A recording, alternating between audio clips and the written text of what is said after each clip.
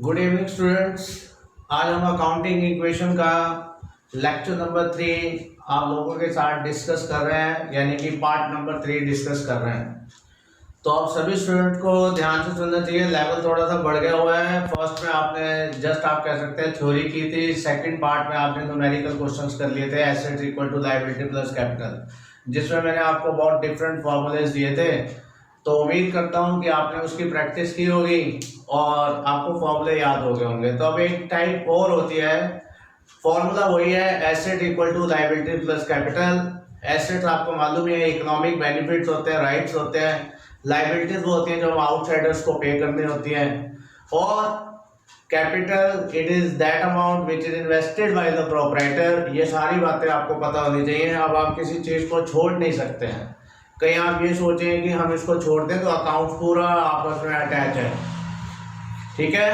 तो अब मैं आपको समझाने की कोशिश करता हूँ फॉर्मेट में, और उसमें जो ट्रांजैक्शंस लेंगे, तो ट्रांजैक्शन मैंने आपको बताया था कैश बेसिस भी हो सकते हैं और क्रेडिट बेसिस भी हो सकते हैं। आप मिल्क खरीद के लाते हैं, मिल्क परचेज कर रहे हैं, वो भी आपका क्या है, ट्रांजैक्शन है। और आप एक सोफा सेट खरीद के लाते हैं, वो भी आपका एक ट्रांजैक्शन है। और बिजनेस में रवि बिजनेस स्टार्ट कर रहा है 2 लाख रुपए के साथ, वो भी आपका क्या है, ट्रांजैक्शन है। तो ट्रांजैक्शन हमेशा दो साइड को इफेक्ट करता है, आपको पता होना चाहिए। जैसे एक कॉइन होता है, तो मैं आपको बता दूं, एक हेड होता है और एक टेल होता है। अगर आप सिक्का हवा में उछालते हैं, कॉइन्स या तो हेड आएगा या टेल आएगा। उसी प्रकार से आपके यहाँ पे 2 पॉइंट्स होते हैं, ये बात ध्यान रख लें। एक आपका डेबिट होता है और एक आपका क्रेडिट होता है। एसेट्स के जो होते हैं वो डेबिट बैलेंस होते हैं और लायबिलिटी के क्रेडिट बैलेंस होते हैं। क्या आ रहा है क्या जा रहा है वो आपको ध्यान रखना है। 2 वर्ड आपने इंग्लिश में और याद रखने हैं, what is incoming, what are outgoing. क्या आ रहे हैं और क्या जा रहे हैं, इसके ऊपर ये वाला टॉपिक बहुत ज़्यादा डिपेंड करता है। आ क्या रहा है, जा क्या रहा है, वो बिजनेस के पॉइंट ऑफ व्यू से डिपेंड करेगा, आपका पर्सनल पॉइंट ऑफ व्यू से नहीं करेगा। अगर मेहता सर का इंस्टीट्यूट है तो इंस्टीट्यूट में एनसी में क्या आ रहा है क्या जा रहा है, वो रिकॉर्ड किया जाएगा अकॉर्डिंग टू एनसी के पॉइंट ऑफ व्यू से, not according to Mehta sir. Okay, तो अब आपके साथ फॉर्मेट डिस्कस करते हैं। चैप्टर वही है, accounting equations part 3, format of accounting equations. तो हम उसमें मैं स्टेप बाय स्टेप आपके साथ हर ट्रांजैक्शन को खुद लिखूंगा और आपको समझाने की कोशिश करूंगा। फॉर्मेट, सबसे पहले मैं आपके साथ फॉर्मेट डिस्कस कर लेता हूं। सबसे पहले आपको ये ध्यान रखना है कि यहाँ पे ट्रांजैक्शन आएगा, यहाँ पर आपके एसेट्स आएंगे, यहाँ पर आपका ट्रांजैक्शन हो जाएगा। इस चीज को आपने ध्यान रखना है कि यहाँ पे ट्रांजैक्शन लिखे जाएंगे। ये सीरियल नंबर है, ट्रांजैक्शन है, एसेट्स है, that is equal to capital. Assets किसके बराबर होता है, लायबिलिटी प्लस कैपिटल। इसको लेते हैं, अपना एक एक एग्जांपल लेते जाएंगे और उसको क्लियर करते चले जाएंगे। हर ट्रांजैक्शन में आपको एक बात प्रूव करनी होती है। मैं आपको 2-3 बार ही बोल रहा हूँ कि हर ट्रांजैक्शन में एक चीज प्रूव करनी है, asset equal to liability plus capital. अगर आपकी वो प्रूव नहीं होती है तो इसका मतलब आप कहीं गलती कर रहे हैं, आप मिस्टेक कर रहे हैं। इस चीज का आपको खास तौर पे ध्यान रखना है। इसलिए मैंने आपके सामने कोई क्वेश्चन भी नहीं लिखा है, मैं क्वेश्चंस का हर पॉइंट खुद बनाऊंगा आपको समझाने के लिए। तो आप कोशिश कीजिएगा और इसको देखिएगा। ऐसे पहले मैं आपके सामने 2-3 क्वेश्चन लूंगा जिससे आपको क्लियर हो जाए, उसके बाद फिर मैं आगे चलूंगा। तो अब आप ये मान के चलिएगा कि एग्जाम में आपको 5 या 6 पॉइंट दे दिए गए हैं, तो मेरे पास जितना स्पेस है मैं उसके अकॉर्डिंग आपको समझाने की कोशिश कर रहा हूँ। ओके, तो मान लेते हैं assets equal to liability plus capital. तो हम मान लेते हैं कि फर्स्ट पॉइंट आपका दिया हुआ है कि रवि स्टार्टेड, आपको एग्जाम में 5 पॉइंट दिए हुए हैं। मान लेते हैं Ravi started his business with cash rupees 1 lakh. तो रवि ने 1 लाख के साथ बिजनेस स्टार्ट किया है। ये हम जो फॉर्मेट बना रहे हैं ये रवि के अकॉर्डिंग नहीं बना रहे हैं, ये हम बिजनेस के अकॉर्डिंग बना रहे हैं। तो रवि आपको पता ही है कि बिजनेस स्टार्ट कर रहा है तो उसको कैपिटल कहते हैं, और मैंने आपको बताया हुआ है कि वो इंटरनल लायबिलिटीज होती है। तो जब रवि बिजनेस में पैसा लगाएगा तो बिजनेस में क्या आएगा वो मुझे आप बता दीजिए। जब रवि बिजनेस स्टार्ट करेगा तो बिजनेस में एसेट बढ़ जाएगी, क्या बढ़ेगा, कैश बढ़ जाएगा।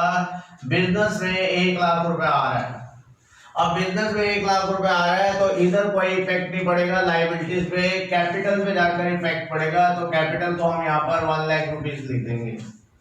तो इसमें क्या होगा कि एक तो इंटरनल क्लेम बढ़ रहा है, ये ध्यान रट लें कि जब भी रवि बिजनेस स्टार्ट करेगा, मुकेश बिजनेस स्टार्ट करेगा, ये ध्यान रख लेना, साहिल बिजनेस स्टार्ट करेगा, जैस्लीन बिजनेस स्टार्ट करेगी, दिलजीत बिजनेस स्टार्ट करेगी, जो भी बिजनेस स्टार्ट करेगा, अंश बिजनेस स्टार्ट करेगा, तो वो जब वो बिजनेस स्टार्ट करेगा तो जो वो ला रहा है, तो फिलहाल वो क्या ला रहा है, कैश लेकर आ रहा है। तो कैश आपका 1 लाख रुपए बढ़ जाएगा, ध्यान से देख लें, और 1 लाख रुपए उधर कैपिटल बढ़ जाएगा, क्योंकि जो बिजनेस स्टार्ट करता है उसको ओनर कहते हैं, और ओनर जो पैसा लगाता है उसको कैपिटल कहते हैं, राइट। तो बीच में इक्वल टू का साइन है, फिलहाल यहाँ पे कुछ भी नहीं हुआ तो इसको छोड़ दें। तो यहाँ पर भी 1 लाख रुपए है, इक्वल टू के इधर भी 1 लाख रुपए है, तो पहला पॉइंट आपका क्लियर हो गया। अब हम मान लेते हैं कि सेकंड पॉइंट आपके टीचर ने दिया है कि रवि गुड्स परचेज कर रहा है, Ravi purchase goods in cash ₹10,000। अब ये 10,000 गुड्स परचेज कर रहा है, तो आप खुद ध्यान रखें कि बिजनेस में क्या आ रहा है और क्या जा रहा है। खुद सोचें कि आप बिजनेस कर रहे हैं, आपके पापा बिजनेस कर रहे हैं, गुड्स खरीद के लाए हैं, तो बिजनेस में क्या आएगा, गुड्स। तो आप ये चीज ध्यान रखें, एक तो आपका गुड्स का कॉलम खुल जाएगा, इस तरह से हम धीरे धीरे लेवल बढ़ाएंगे, और दूसरी तरफ से कैश चला जाएगा। तो कैश आपका 10,000 चला गया, लेकिन साथ ही साथ में उसकी जगह क्या आ गया, गुड्स आ गया, और गुड्स आपको मालूम ही है यानी कि स्टॉक हो जाता है, आप इसको स्टॉक भी कह सकते हैं। तो ये आपका स्टॉक बढ़ रहा है, कैश गुड्स। तो वो बुक्स में गुड्स पे लिखा रहता है, स्टॉक पे लिखा रहता है, आप दोनों वर्ड यूज कर सकते हैं। 1,10,000 यहाँ पे गुड्स बढ़ गया, एक एसेट कम हो गया, देखो जेब से पैसा चला गया। फॉर एग्जाम्पल आपने 10 रुपए की पेप्सी ली, ठीक है, पेप्सी के 10 रुपए जेब से चले गए, पेप्सी पेट में आ चले गई, तो पेप्सी आपके पास आ गई, 10 रुपए चले गए, तो एक चीज आएगी एक चीज जाएगी। इस बार ना तो कोई लायबिलिटीज में फर्क पड़ेगा, ना ही कोई कैपिटल में फर्क पड़ेगा, क्योंकि एक पॉइंट बढ़ना चाहिए, एक पॉइंट बढ़ना चाहिए, एक पॉइंट कम होना चाहिए। तो इस बार दोनों पॉइंट क्या हो गए, एसेट साइड पे हो गए। एक एसेट आपकी क्या हो गई, कम हो गई, कैश चला गया, और दूसरी तरफ से गुड्स आ गया।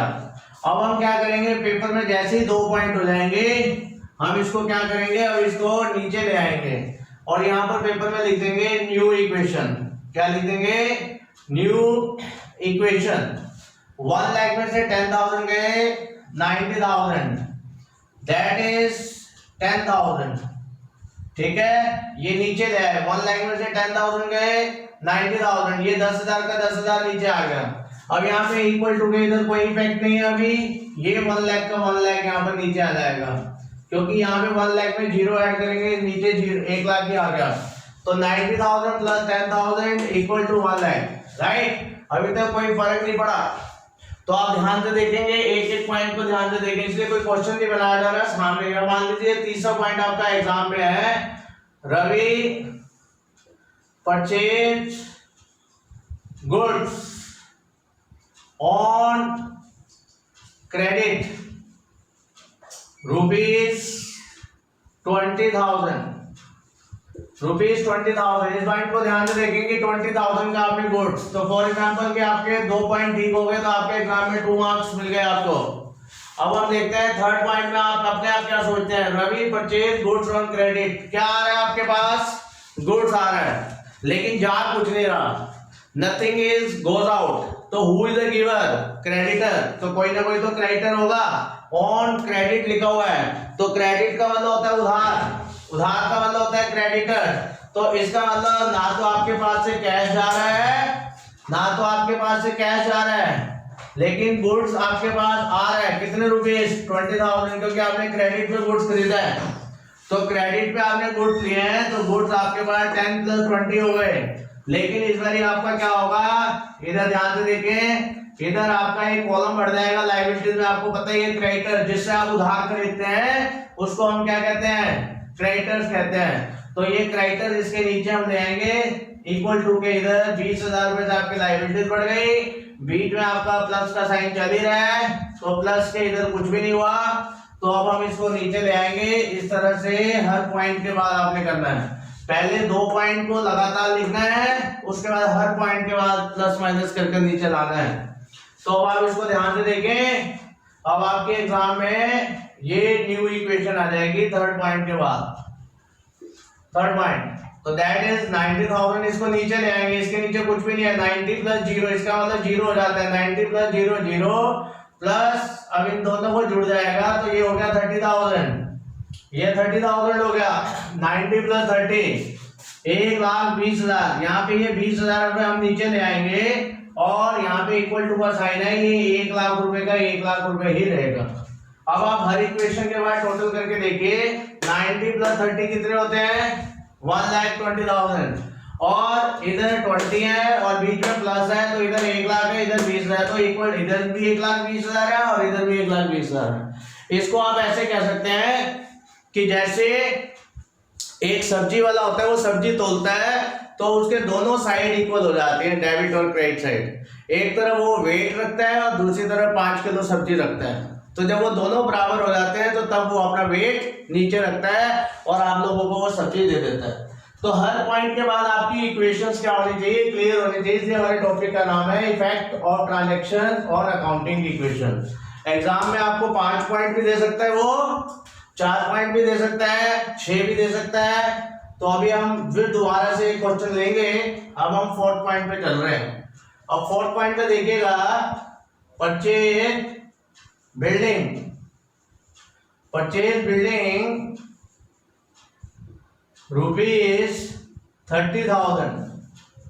अब मान लीजिए आपने बिल्डिंग ले ली है 30,000 की। खुद सोच सकते हैं कि बिजनेस में क्या आ रहा है और क्या जा रहा है, आपको यही सोचना है कि एसेट्स क्या बढ़ रही हैं और क्या कम हो रही हैं। अगर आप इसमें देखेंगे तो कैश आपके पास जा रहा है क्योंकि परचेज बिल्डिंग रुपीज 30,000 है, तो आपने कैश में लिया है। तो मैं आप लोगों के लिए लिख देता हूं इन कैश।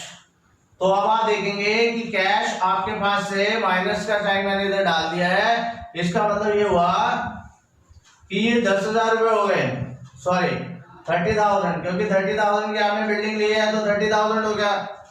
इधर आपका स्टॉक पे कोई फर्क नहीं पड़ेगा, तो आपको पता है बिल्डिंग भी आपका क्या होता है, एसेट साइड पर आता है।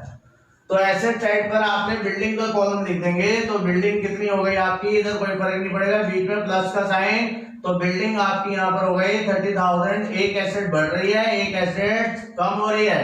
इधर ध्यान से देखें, कैश जेब से जा रहा है और बिल्डिंग आ रही है, डेबिट व्हाट कम्स इन, क्या आ रहा है, तो क्या आ रहा है, बिल्डिंग। आप बाजार में जाते हैं 20,000 रुपए का मोबाइल फोन खरीदते हैं तो क्या होता है, 20,000 चले गए, 20,000 का मोबाइल फोन आ गया। तो जो चीज अगर उसके बराबर आ रही है तो फिर तो दुख किसी बात का है ही नहीं है, फिर तो लड़ाई किस बात की है। 20,000 घर से गए, 20,000 का मोबाइल फोन आ गया, एक एसेट गई, दूसरी एसेट आ गई, तो आपकी दोनों ही एसेट है, कैश कम हो रहा है और बिल्डिंग भी आपकी एसेट है, तो बस फिर खुशखबरी हो गई, दोनों चीजें बराबर हो गई। तो यानी कि कोई जरूरी नहीं है कि इक्वल टू के उधर कुछ होगा ही होगा, एसेट भी प्लस माइनस हो सकती है, जो मैंने आपको पहले बताया है। तो इधर भी कोई फर्क नहीं पड़ा, इधर भी कोई फर्क नहीं पड़ा, तो हम इसको नीचे ले आएंगे। 90 है, ये 60 हो गया। इसमें ध्यान से देखें, 90 में से 30 60, हर पॉइंट के बाद इक्वेशन सही होनी चाहिए, नहीं तो वो गलत होगा। अब ध्यान से देखें, 60 प्लस 30 90, 90 प्लस 30 1,20,000 1 लाख। इधर हमने किया 20,000, इधर हमने किया 1 लाख रुपीज, ठीक है। अब इक्वल टू के उधर देख लीजिए, इक्वल टू के उधर देख लीजिए, तो यहां पर आ गई आपके पास न्यू इक्वेशन, न्यू इक्वेशन। अब इसके बाद मान लेते हैं कि 5 ही पॉइंट आपके टीचर्स ने दिए हैं, तो अब हम 5वां पॉइंट ले लेते हैं, रेंट पेड। अब रेंट पेड वाला पॉइंट ध्यान से देखिएगा, रुपीज 5,000।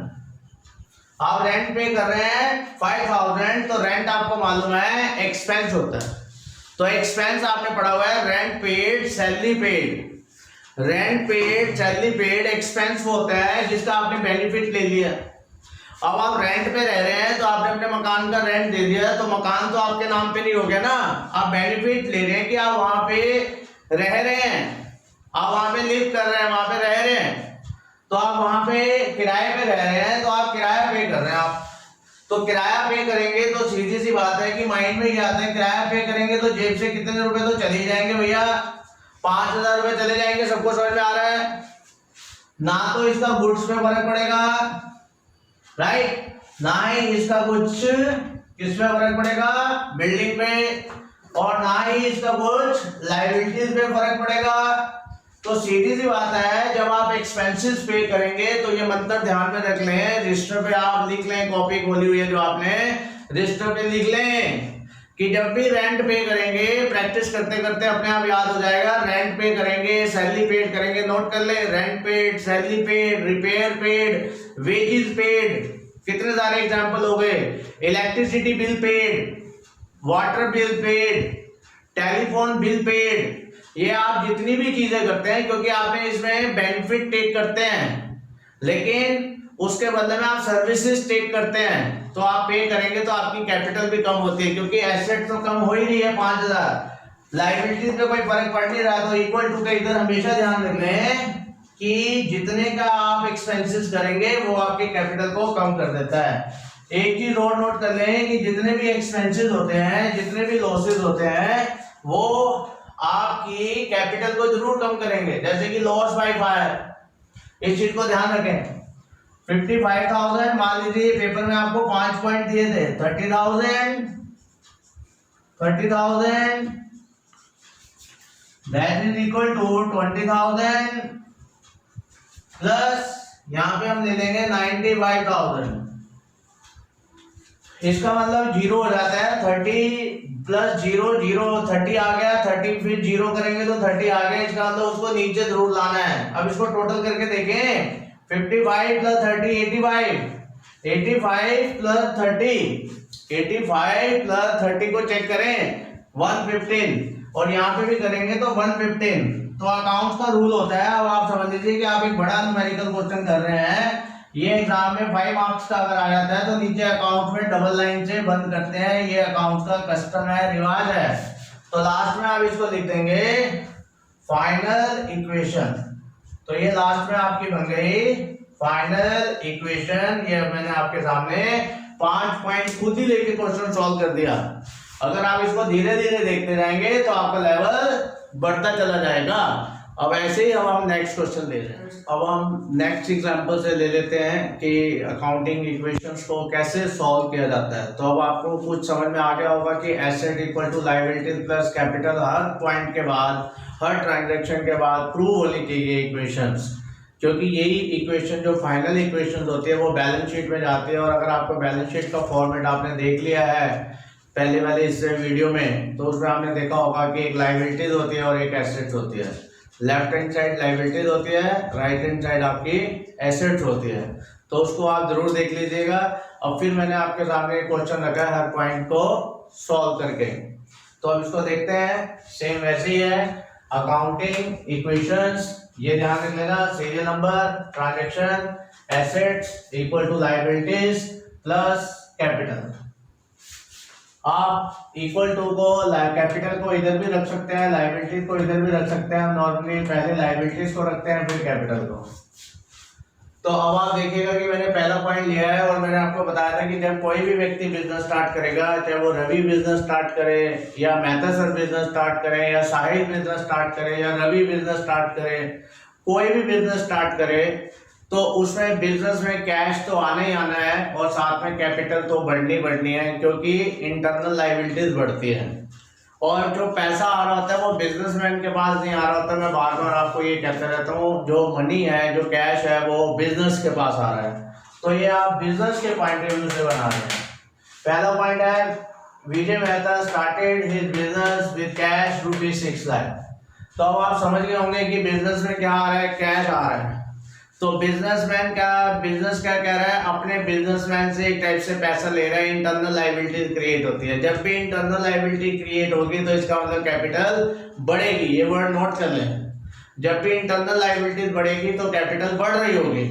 तो इसका मतलब पहले पॉइंट में 6 लाख, तो ना तो लायबिलिटीज में कोई फर्क पड़ेगा, सीधा कहां चला जाएगा, कैपिटल में चला जाएगा। उसके बाद सेकंड पॉइंट है ₹50,000 डिपॉजिटेड इनटू बैंक। अब आपके पापा क्या करते हैं या मेहता सर क्या करते हैं, कुछ पैसा बैंक में भी जमा करते हैं, और जो बैंक बैलेंस होता है वो आपने पढ़ा हुआ है कैश इन हैंड, और बैंक बैलेंस क्या होता है, एसेट्स होता है। तो अगर आप 50,000 बैंक में जमा करने जाएंगे तो जेब में से तो 50,000 रुपए कम हो जाएंगे ऑफिस में से, लेकिन दूसरी तरफ बैंक बैलेंस भी बढ़ जाएगा, कोई फर्क नहीं पड़ा।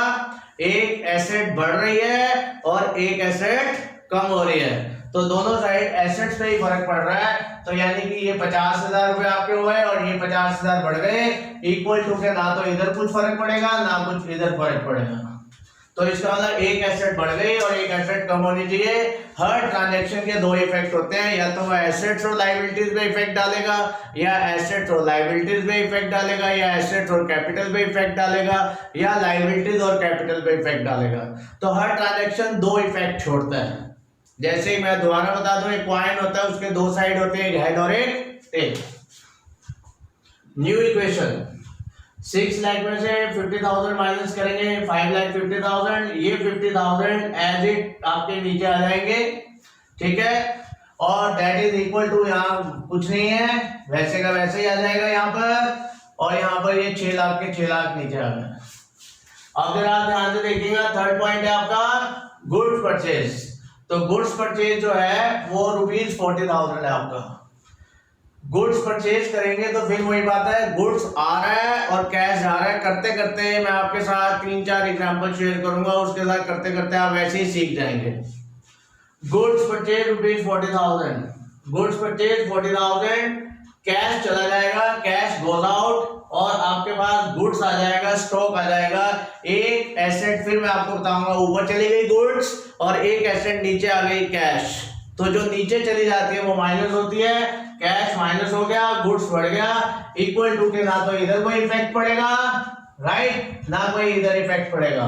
तो 5,50,000 में से 40,000 माइनस करेंगे, 510, और 50,000 में से ये नीचे ले आएंगे ऐसे कैसा, और 40,000 को ऐसे कैसा नीचे ले आएंगे, इक्वल टू के इधर भी कोई इफेक्ट नहीं है। 6 लाख में जीरो जोड़ेंगे तो नीचे 6 लाख आ जाएंगे।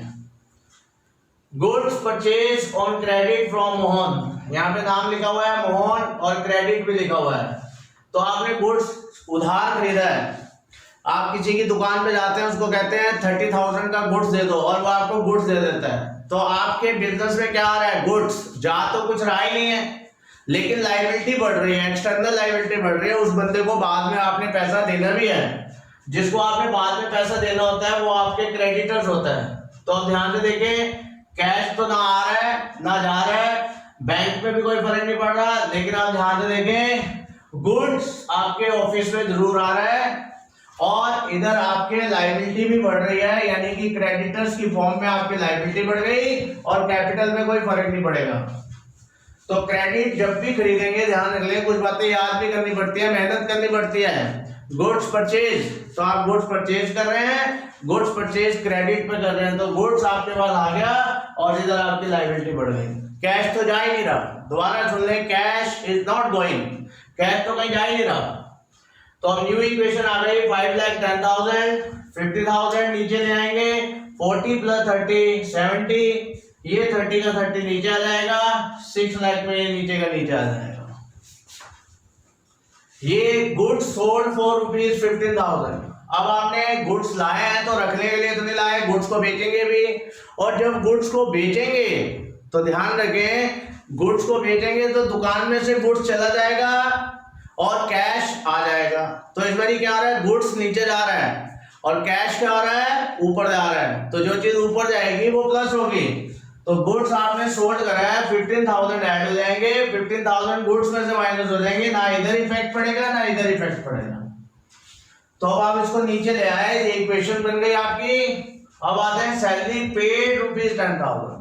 सैलरी पेड हो या रेंट पेड हो, मैं दोबारा बता दूं, नोट कर ले, रेंट पेड हो, सैलरी पेड हो, रिपेयर पेड हो, टेलीफोन बिल हो, इलेक्ट्रिसिटी बिल हो, ये सारे के सारे एक्सपेंसेस होते हैं जिसका आप बेनिफिट टेक करते हैं और उसके बदले में कुछ पे करते हैं। जैसे आप टैक्सी में बैठकर आए तो टैक्सी वाला टैक्सी के पैसे ले लेगा, तो आपको टैक्सी तो नहीं दे देगा ना, आपने सर्विसेज एंजॉय करी हैं, तो आपके पास से पैसा चला जाएगा। जब भी आप सैलरी पे करेंगे, रेंट पे करेंगे, ध्यान रख लेना, एक तो आपका कैश कम होगा, बैंक में कोई फर्क नहीं पड़ रहा, अगर आप बैंक से पे करेंगे तो तभी फर्क पड़ेगा, गुड्स पे कोई फर्क नहीं पड़ रहा, लायबिलिटी पे कोई फर्क नहीं पड़ रहा है। और जब भी एक्सपेंसेस होगा तो ये बात नोट कर लें कि जो एक्सपेंसेस होता है वो हमेशा कैपिटल को रिड्यूस कर देता है, ये चीज ध्यान रख लें। इसको मैं ऊपर लिख भी देता हूं कि जो एक्सपेंसेस होता है, ध्यान से नोट करें, एक्सपेंसेस के कारण आपकी जो कैपिटल है वो हमेशा कम होगी और लॉस के कारण भी कैपिटल आपकी हमेशा कम होगी। तो एक्सपेंसेस और लॉस के कारण आपकी कैपिटल हमेशा कम होगी, ये चीज ध्यान रखें। सैलरी पेड हो गया, अब आता है फर्नीचर परचेज ₹30,000।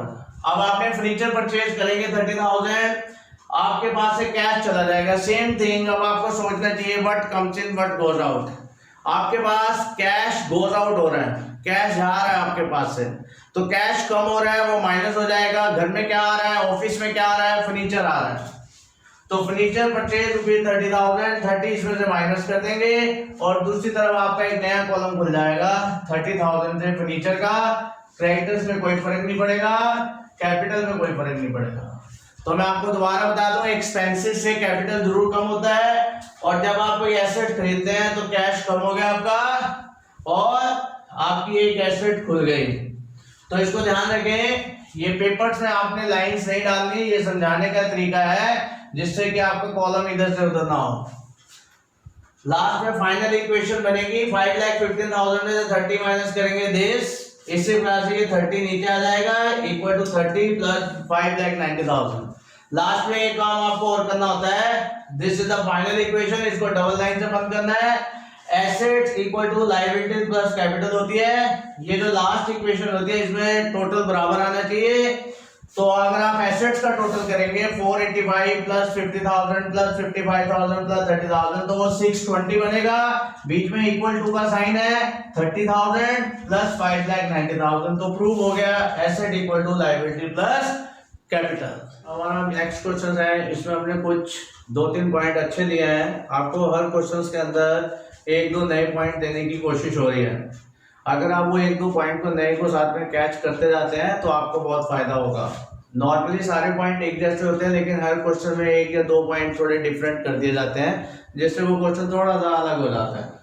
तो अब आप ध्यान से देखेंगे कि जो रवि है, जो गणेश है, जो सीता है, गीता है, जब वो बिजनेस स्टार्ट करेंगे तो नॉर्मली कैश के साथ तो बिजनेस स्टार्ट करेंगे ही करेंगे। Geeta started business with cash ₹5 lakh, तो कोई जरूरी नहीं है कि गीता कैश भी ला सकती है, साथ में फर्नीचर भी लेकर आ सकती है, साथ में बिल्डिंग भी लेकर आ सकती है। तो सीता 2-3 चीजें भी लेकर भी आ सकती है। अगर साइड बिजनेस स्टार्ट कर रहा है तो वो 5 लाख रुपए कैश भी ला सकता है, साथ में 5 लाख रुपए की बिल्डिंग भी ला सकता है, 1 लाख रुपए का फर्नीचर भी लेकर आ सकता है। तो वो 2 या 3 चीजें भी इकट्ठी भी ला सकता है, ये चीज ध्यान में नोट कर लें। जैसे Ravi started his business, Ravi ने अपना बिजनेस स्टार्ट किया है with cash ₹5 lakh, building ₹6 lakh, furniture ₹3 lakh, तो वो इन सबको मिला के भी तो ला सकता है ना। तो इन सबका हम टोटल कर लेंगे, वो कैपिटल के इक्वल हो जाएगा। कोई जरूरी नहीं है कि वो एक ही चीज लेकर आएगा, 2 या 3 चीजें भी लेकर आ सकते हैं एक साथ। ओके, तो अब मैं क्वेश्चन स्टार्ट करने से पहले आपके सामने एक छोटा सा मंत्र दे रहा हूं, जिसको आप ये कह सकते हैं राज की बात है, वो अब आप ध्यान से देखें। तो राज की बात क्या है, आपको ध्यान रखना है कि एक्सपेंसेस और लॉस के कारण आपकी कैपिटल डिक्रीज होती है। पहली बात तो आप ये रजिस्टर में मंत्र लिख लें अपना कि एक्सपेंसेस और लॉस के कारण आपकी कैपिटल डिक्रीज होगी। दूसरा मंत्र मैंने इस तरफ लिख दिया है कि इनकम और प्रॉफिट के कारण आपकी कैपिटल हमेशा बढ़ेगी। अब ये पॉइंट बार बार नहीं पूछना है आपने, ठीक है। और कैपिटल आपकी क्या हो रही है, कम हो रही है एक्सपेंसेस और लॉस के कारण। अब हम इस मंत्र को हम आगे लेते हुए, राज की बात को लेते हुए आगे क्वेश्चंस को डिस्कस कर रहे हैं। अब हमारा पहला पॉइंट है Sahil started business with cash ₹7 lakh.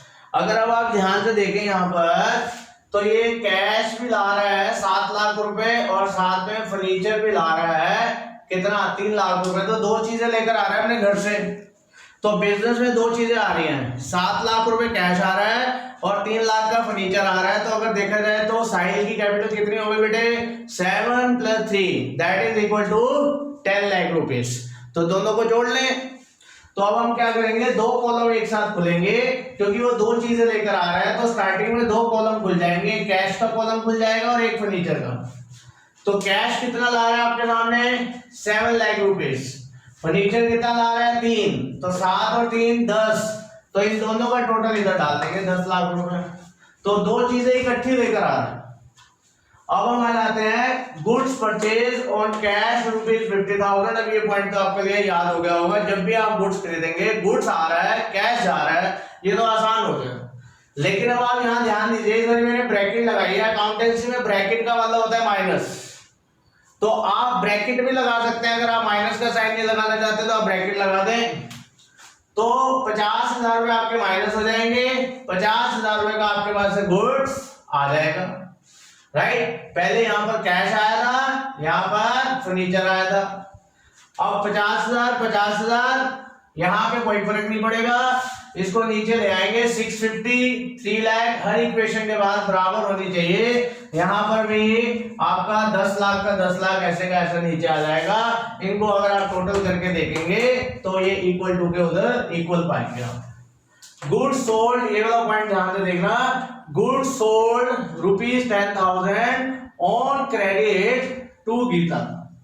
इस बार हम गुड्स खरीद नहीं रहे हैं, that is new point for you. इस बार हम गुड्स क्रेडिट नहीं खरीद रहे हैं, क्रेडिट बेच रहे हैं। जिसको हम क्रेडिट बेचते हैं वो डेटर होता है, डेटर हमारी एसेट्स होता है। तो जब हम गुड्स को बेचेंगे तो क्या होगा, कैश तो आ ही नहीं रहा क्योंकि हम कस्टमर्स को क्रेडिट बेच रहे हैं, कैश बिल्कुल नहीं आ रहा। तो हु इज द रिसीवर वो देखते हैं। तो 650 में कोई फर्क नहीं पड़ेगा, फर्नीचर पे भी कोई फर्क नहीं पड़ेगा। हाँ, आपके पास से गुड्स चला जाएगा। फिर मैं आपको बता रहा हूँ कि मैंने यहाँ ब्रैकेट लगा के दिखाया आपको कि अगर आप बुक्स में देखेंगे तो वहां ब्रैकेट भी लगी होती है। तो ब्रैकेट का मतलब होता है माइनस। तो आपके पास से गुड्स क्या हो गए, चले गए, लेकिन उसके बराबर के आपके क्या हो गए, डेटर्स हो गए। डेटर्स कौन होते हैं, जिनसे साल के अंदर अंदर कैश कन्वर्ट हो जाता है। डेटर्स कौन होते हैं, जिनसे हमने पैसा लेना होता है। डेटर्स कौन होते हैं, जिनको हम क्रेडिट सेल करते हैं। तो एक एसेट कम हो गई और एक एसेट आपकी बढ़ गई। तो इक्वल टू के इधर कोई फर्क नहीं पड़ा। Next point, goods costing. ये वर्ड ध्यान से देखें, goods costing ₹10,000 sold on cash ₹15,000। इस बार यहां वर्ड पे ध्यान दें, कॉस्टिंग। 10,000 वाला सामान आपने अपने कस्टमर को 15,000 रुपए में बेचा है। तो आप मुझे सोच कर बताइए कि अगर 10,000 रुपए इस पेन की वैल्यू है और मैं इस पेन को 15,000 रुपए में बेच दूं तो मेहता सर को प्रॉफिट हो रहा है या लॉस हो रहा है? यस, प्रॉफिट हो रहा है। 10,000 वाला पेन कितने में बेच दिया, 15,000 रुपए में। तो 10,000 वाला 15,000 में बेच दिया तो आपके पास कितने रुपीस आ गए, 15,000। कैश कितने से बढ़ जाएगा, 15,000 से। फर्नीचर पे तो कोई फर्क नहीं पड़ेगा, लेकिन आपकी दुकान में से गुड्स कितने से कम हो जाएगा, माइनस का साइन लगा दिया ब्रैकेट 10,000। तो आपको अगर देखा जाए तो दोनों साइड इक्वल नहीं होगी, लेकिन आपको फायदा होगा। तो फायदे में मैंने आपको बताया कि इनकम और प्रॉफिट से क्या होगा, आपकी कैपिटल बढ़ेगी। तो कितने का फायदा हो रहा है आपको जो बेनिफिट हो रहा है वो 5,000 रुपए का हो रहा है। तो 5,000 रुपए से आपकी कैपिटल को हम यहाँ पे बढ़ा देंगे, ये ध्यान रखना। लॉस होगा तो माइनस कर देंगे, प्रॉफिट होगा तो ऐड कर देंगे। दोबारा सुन लें, प्रॉफिट होगा तो ऐड कर देंगे, दोनों का difference. Commission received ₹20,000। Commission received जो है वो आपकी इनकम है, that is the point. Commission received आपकी इनकम है। अगर कमीशन पेड होगी तो आपका एक्सपेंस होगा। कमीशन पेड होगी तो एक्सपेंस होगा। एक्सपेंस जब भी होगा कैपिटल कम होगी और इनकम से आपकी कैपिटल हमेशा बढ़ेगी। तो जब आपको कमीशन आ रही है तो आपके घर में क्या आ रहा है, ऑफिस में क्या आ रहा है, हरे हरे नोट आ रहे हैं। तो बाई चांस मैंने लाइन भी हरे से लिख दी है, ग्रीन से। तो हरे हरे नोट आ रहे हैं। आजकल तो कलरफुल नोट आते हैं। तो यहाँ पे हरे नोट 20,000 और दूसरी तरफ आपका 20,000 से क्या होगा, कैपिटल भी बढ़ जाएगी। कमीशन रिसीव्ड, रेंट रिसीव्ड, ये आपकी इनकम्स है। अगर आपने अपने घर में किराएदार रखे हुए हैं तो किराएदार से क्या होगा, इनकम आएगी आपको। और अगर आपको कमीशन आ रही है तो आपकी इनकम है। That is the new equation. Last point is a very important, depreciation charge on furniture ₹20,000। आपने सेकंड चैप्टर में बेसिक टर्म्स में मैंने से आपको सिखा रखा हुआ है डेप्रिसिएशन क्या होता है। डेप्रिसिएशन के कारण वैल्यू ऑफ फिक्स एसेट क्या होती है, डिक्लाइन होती है। जैसे आप एक कार लाते हैं, अपने घर में नई गाड़ी लाए, शुरू में बहुत उसको चमका के रखते हैं, लेकिन धीरे धीरे उस कार की वैल्यू क्या होती जाती है, कम। तो जो डेप्रिसिएशन है वो फिर ध्यान से सुन ले, वो आपके लिए एक्सपेंस है, आपके लिए लॉस है। जब आपके लिए एक्सपेंस होगा, लॉस होगा, तो आपकी कैपिटल को जरूर कम करेगा। ना कैश आ रहा है ना कैश जा रहा है, सिर्फ डेप्रिसिएशन लग रहा है। डेप्रिसिएशन का मतलब होता है नॉर्मल वियर एंड टियर। जैसे जैसे आप किसी चीज को यूज करते चले जाते हैं तो उसमें टूट फूट होनी शुरू हो जाती है, वो घिसने लग जाती है, कमजोर होने लग जाती है। जैसे नया मोबाइल फोन लाते हैं तो धीरे धीरे वो पुराना होने लग जाता है, तो उस पर डेप्रिसिएशन लगता है। डेप्रिसिएशन का मतलब होता है value of fixed asset decline. तो फर्नीचर ना कैश आएगा ना जाएगा। एक तो आपके ये फर्नीचर को माइनस कर देगा, क्योंकि फर्नीचर की वैल्यू कम हो रही है 20,000 से, ब्रैकेट का मतलब है माइनस। ना आपके गुड्स पे कोई फर्क पड़ेगा, ना आपके डेटर्स पे कोई फर्क पड़ेगा, लायबिलिटीज पे भी इस बार कोई फर्क नहीं पड़ रहा। आप देख रहे हो लायबिलिटीज पे कुछ हुआ ही नहीं इस बार, तो कोई जरूरी नहीं है कि लायबिलिटीज पे कुछ हो ही हो, लायबिलिटीज आपकी जीरो चल रही है। तो कैपिटल पे लास्ट में आपने देखा आपका लॉस है, मैंने पहले बोला कि एक्सपेंस और लॉस आपकी कैपिटल को कम कर देगा।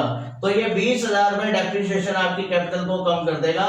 तो लास्ट में आपके पास न्यू इक्वेशन आ गई, इनका टोटल करके देखेंगे, बीच में इक्वल टू है एसेट्स का जो टोटल है वो 10,05,000 आएगा, लायबिलिटी 0 है और कैपिटल आपका 10,05,000 है। लास्ट इक्वेशन जो होती है, फाइनल इक्वेशन जो होती है, वो दोनों साइड को प्रूव कर देती है, किसको, asset equal to liability plus capital. तो liabilities can be zero, liability zero हो सकती है, कोई जरूरी नहीं है कि आपको लायबिलिटीज आपने बैड लेना है, तो सब कुछ गुड भी हो सकता है, right. Okay, do not forget to subscribe, like and share my channel National College of education.